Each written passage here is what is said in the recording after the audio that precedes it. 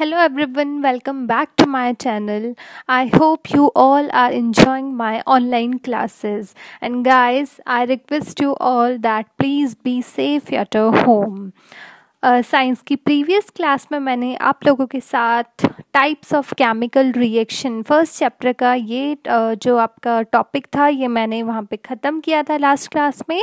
And today we will discuss about last topic of this chapter, that is the effects of oxidation reaction in everyday life.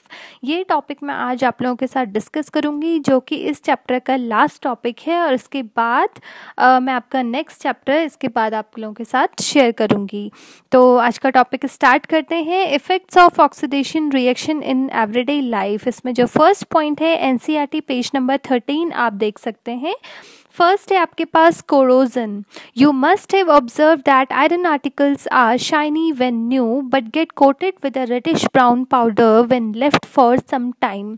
आपने ये notice किया होगा, ये observe किया होगा कि जब आपके जो आयरन आर्टिकल्स होते हैं, आयरन के जो लोहे का जो सामान होता है वो जब नया होता है तो बहुत ही शाइनी होता है, लेकिन जब वो कुछ टाइम के लिए मतलब बाहर अगर वो छूट गया आपसे या रह गया बाहर तो वो उसमें एक रेडिश ब्राउन कलर का कोट उसमें लग जाता है.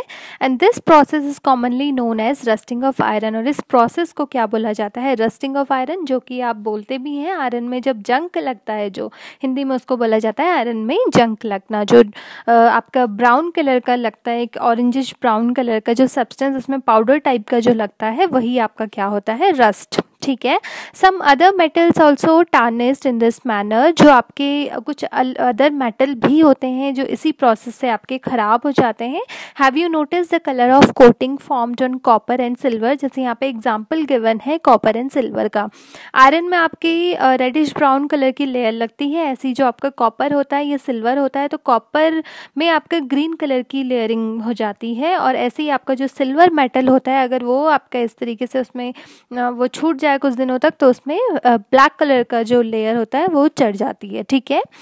When a metal is attacked by substances around it such as moisture, acids etc., it is said to corrode and this process is called corrosion. तो इसी तरीके से आपके जो corrosion की प्रोसेस है इसमें क्या होता है, जब कोई भी मेटल कोई सब्सटेंस अगर उसके अराउंड में ऐसे सब्सटेंस है जैसे मॉइस्चर हो गया या एसिड हो गया या वाटर हो गया, अगर उससे वो मतलब वो अटैक कर ले, अगर वो उस मेटल को वो उस पर लग जाता है तो तब उस मेटल को बोल दिया जाता है कोरोड और उस प्रोसेस को बोल दिया जाता है कोरोजन. ठीक है. The black coating on silver and the green coating on copper are other examples of corrosion. तो जो आपका सिल्वर के ऊपर ब्लैक कोटिंग हो जाती है या कॉपर के ऊपर ग्रीन कलर की कोटिंग हो जाती है वही क्या है आपकी कोरोजन की कुछ अदर एग्जांपल्स हैं. Corrosion causes damage to car bodies, bridges, iron railing, ship and to all objects made of metals. तो जो कोरोजन होता है वो आपकी कार बॉडीज़ को, जो भी आपके व्हीकल्स होते हैं, ब्रिजेस होते हैं, ठीक है, बड़े बड़े जो पुल होते हैं, आयरन रेलिंग्स होती हैं या शिप्स होते हैं या कोई भी ऑब्जेक्ट्स जो कि आपके मेटल के बने हो, स्पेशली दोज ऑफ आयरन्स, अगर आयरन के बने हो तो वो क्या हो जाते हैं? कोरोजन से ख़राब हो जाते हैं. वो मतलब इन चीज़ों को कोरोजन जो होता है वो इन चीज़ों को ख़राब कर देता है. And corrosion of iron is a serious problem. तो स्पेशली जो आयरन के मटीरियल होते हैं वो उनके लिए कोरोजन की प्रोसेस क्या है? बहुत ही सीरियस प्रॉब्लम है. Every year an enormous amount of money is spent to replace damaged iron. और हर साल क्या है, बहुत ही ज़्यादा खर्चा हो जाता है. अगर आयरन के जो आर्टिकल्स होते हैं वो जब ख़राब हो जाते हैं तो उनको रिप्लेस करने में क्या हो जाता है? बहुत ही हर साल खर्चा होता है. And you will learn more about corrosion in chapter 3. आपको कोरोजन की प्रोसेस के बारे में चैप्टर 3 में मैं आप लोगों के साथ वो डिस्कस करूँगी. फिलहाल एनसीईआरटी में इतना ही गिवन है, लेकिन मैं आप लोगों को एक और चीज़ इससे बताती हूँ जो कि बहुत ही इंपॉर्टेंट है. अगर कोई अदर बुक से आप लोग पढ़ते होंगे तो शायद उसमें गिवन होगा, एनसीईआरटी में नहीं गिवन है. कि आयरन के आर्टिकल्स या आपके जो भी मेटलिक, अगर जो भी कोरोजन की प्रोसेस जिन भी मेटल में होती है, मेनली जो कोरोजन की प्रोसेस होती है वो रिएक्टिविटी सीरीज़ में जो टॉप मोस्ट में होते हैं, बहुत ही रिएक्टिव आपके मेटल होते हैं वो उनमें कोरोजन की प्रोसेस जल्दी से होती है, क्योंकि वो क्या करते हैं, जल्दी से किसी के साथ रिएक्शन कर देते हैं, जैसे मॉइस्चर हो गया, आपका ऑक्सीजन हो गया, इन चीज़ों के साथ जल्दी से रिएक्शन हो जाता है। तो इसलिए जो रिएक्टिविटी सीरीज़ मैंने आपके साथ डिस्कस की थी प्रीवियस क्लास में भी, एंड मैंने आपके साथ शायद डिस्कस की थी, तो ऊपर के जो भी आपके टॉप मोस्ट में जो आपके मेटल होते हैं वो आपके जल्दी से उनके साथ कोरोजन की प्रोसेस उनमें जल्दी होती है।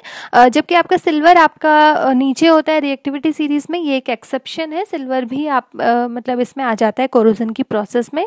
तो जो मैं टॉपिक आप लोगों के साथ डिस्कस करने वाली हूँ वो ये है कि जो आपके आयरन आर्टिकल्स होते हैं या कोई भी अदर मेटल जिनमें की कोरोजन की प्रोसेस होती है, तो उनको कोरोजन से बचाने के लिए किया क्या जाता है, कौन से आप ऐसे स्टेप्स लोगे कि वो जो आर्टिकल्स हैं वो ख़राब, क्योंकि नॉर्मली जो आपकी घर की रेलिंग हो या कोई भी आयरन आर्टिकल या घर पे आप यूज़ कर रहे हो, तो वो नॉर्मली जैसे रेलिंग है वो बाहर है ना, कोई भी आपके कंस्ट्रक्शन बिल्डिंग में आप देखते हो तो वो चीज़ें बहुत ही आयरन आर्टिकल्स की बनी होती हैं, मोस्ट ऑफ द जो चीज़ें होती हैं, तो अब वो बाहर ही छोड़ा जाता है।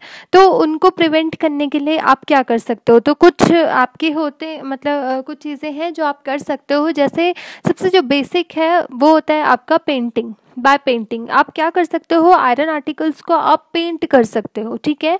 तो पेंटिंग से आपका क्या होता है, जो आपका कोरोजन की प्रोसेस है या रस्टिंग ऑफ आयरन है उससे आप उसको बचा सकते हो, ठीक है। तो दूसरा आता है आपका पेंटिंग या ग्रीसिंग आप कर सकते हो, ग्रीस लगा सकते हो। इलेक्ट्रोप्लेटिंग होती है एक आपका थर्ड जो है इलेक्ट्रोप्लेटिंग, उसमें क्या करते हैं, एक मेटल में दूसरे मेटल की लेयर लगा दी जाती है। उस मेटल के बाहर कोई भी एक ऐसे मेटल की लेयर लगा देना जिससे ऑब्वियसली मतलब जिस मेटल पे कोरोजन की प्रोसेस नहीं होती होगी, तो आप इलेक्ट्रोप्लेटिंग भी कर सकते हो। और होता है आपका गैल्वेनाइजेशन। गैल्वेनाइजेशन भी एक बहुत ही अच्छी वो टेक्निक है, ये एक प्रोसेस होती है। इसमें भी क्या होता है, coating iron with a thin layer of zinc, आपका जो आयरन है उसमें जिंक की कोटिंग लगा दी जाती है, तो ये होता है आपका गैल्वेनाइजेशन की प्रोसेस, ठीक है। तो ये कुछ आपके स्टेप्स होते हैं जो आप कोरोजन से बचाने के लिए आप किसी भी मेटल में आप कर सकते हो, ठीक है। तो ये पूछा भी जाता है क्वेश्चन में कि हम कौन कौन से स्टेप ले सकते हैं कोरोजन की प्रोसेस को हटाने के लिए या उससे या आयरन आर्टिकल्स को मेटल्स को कोरोजन से बचाने के लिए। तो ये आपके कुछ स्टेप्स हैं, मैं आप लोगों के साथ इसको नोट्स में शेयर कर दूंगी, आप वहाँ से नोट कर लीजिएगा। नेक्स्ट है आपका पेज नंबर 13 में ही गिवन है, नेक्स्ट जो है रेंसिडिटी।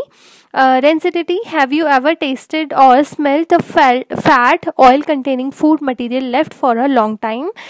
जब भी क्या होता है खाना जिसमें कि आपका तेल हो, फूड ऑयल सॉरी फैट या ऑयल हो, तो अगर उसको मतलब बहुत देर तक आप अगर उसको बाहर छोड़ दो तो उसमें एक अजीब सी स्मेल आने लगती है, पंजेंट स्मेल जिसको बोल सकते हैं, बदबू उसमें आने लगती है और उसका टेस्ट भी क्या हो जाता है, चेंज हो जाता है।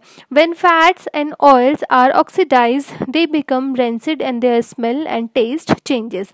तो आपके जो फैट एंड ऑयल होते हैं जब वो ऑक्सीडाइज होते हैं, ऑक्सीजन के साथ रिएक्शन करते हैं, तो वो रेंसिड हो जाते हैं और उनका स्मेल और टेस्ट भी क्या हो जाता है, चेंज हो जाता है, ठीक है। Usually substances which prevent oxidation, जो सब्सटेंसेस होते हैं जो कि ऑक्सीडेशन को प्रिवेंट करते हैं उनको बोला जाता है antioxidants, are added to foods containing fats and oil. तो उनको क्या होता है, जो भी खाना ऐसा है जिसमें फैट या ऑयल हो उसमें आप एंटीऑक्सीडेंट्स को ऐड करते हैं ताकि वो सब्सटेंस, वो जो चीज़ें हैं वो ख़राब ना हो, ठीक है।